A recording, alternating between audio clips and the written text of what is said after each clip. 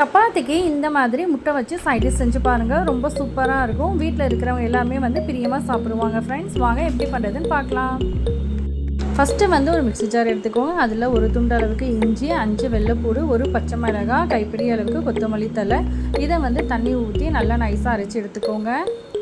அடுத்ததாக ஒரு கடாய் எடுத்துக்கோங்க. அதில் தேவையான அளவுக்கு எண்ணெய் ஊற்றிட்டு எண்ணெய் சூடானதுக்கப்புறமா 1/2 ஸ்பூன் அளவுக்கு சீரகம், பட்டை, 3 ஏலக்காவை போட்டு நல்லா பொரிய விட்டுருங்க. இது கூட நல்லா பொரிஞ்சதுக்கப்புறமா 2 பெரிய வெங்காயத்தை பொடி பொடியாக நறுக்கி வச்சுக்கேன். அதை சேர்த்துட்டு நல்லா பொன்னிறமாக வதக்கி எடுத்துக்கணும்.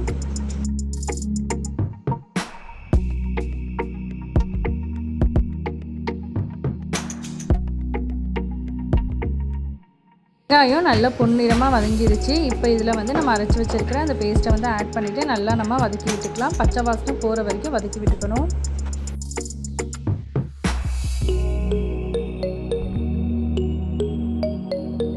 இது மிக்ஸி ஜாரில் 2 பழமான தக்காளியை நல்லா பேஸ்ட்டாக அரைச்சிட்டு இதில் சேர்த்துக்கலாம். தேவையான அளவுக்கு உப்பு போட்டுட்டு நல்லா வதக்கி விட்டுக்கோங்க.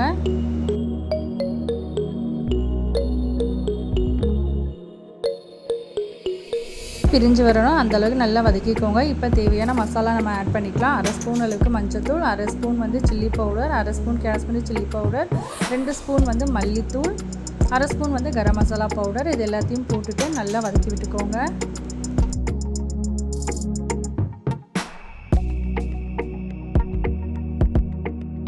இதில் 5 ஸ்பூன் அளவுக்கு தயிரை ஆட் பண்ணிவிட்டு நல்லா நம்ம மிக்ஸ் பண்ணிக்கலாம். தயிர் ஆட் பண்ணுறதுனால கிரேவி நல்லா டேஸ்ட்டாக சூப்பராக இருக்கும்.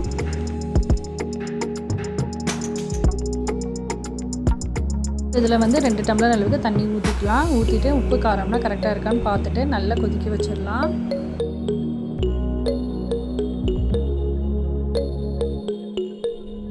கிரேவி நல்லா நம்மளுக்கு கொதிச்சிருச்சு. இப்போ இதில் 5 முட்டையை நான் வேக வச்சு கட் பண்ணி வச்சுருக்கேன். அதை சேர்த்துக்கலாம். இந்த மாதிரி நீங்கள் வேக வச்சு கட் பண்ணி இந்த மாதிரி செய்யும்போது நம்மளுக்கு டேஸ்ட்டு சூப்பராக இருக்கும். குழந்தைங்களுக்கு இந்த மாதிரி செஞ்சு கொடுத்தீங்கன்னா ரொம்ப பிரியமாக சாப்பிடுவாங்க. முட்டையை போட்டதும் ரொம்ப நேரம் மிக்ஸ் பண்ணிகிட்டே இருக்காதீங்க. லைட்டாக மிக்ஸ் பண்ணிவிட்டு ஒரு 10 நிமிஷத்துக்கு மூடி வச்சுருங்க. நம்மளுக்கு சூப்பராக ரெடி ஆகிடும். இப்போ இதில் கொஞ்சோண்டு கஸ்தூரி மேத்தி தூவி விட்டுடலாம். அடுத்ததாக ஒரு 5 மினிட்ஸ் கொதிச்சதுக்கப்புறமா நம்ம கொத்தமல்லி தழையை தூவிட்டு அடுப்பை ஸ்டவ் ஆஃப் பண்ணிடலாம்.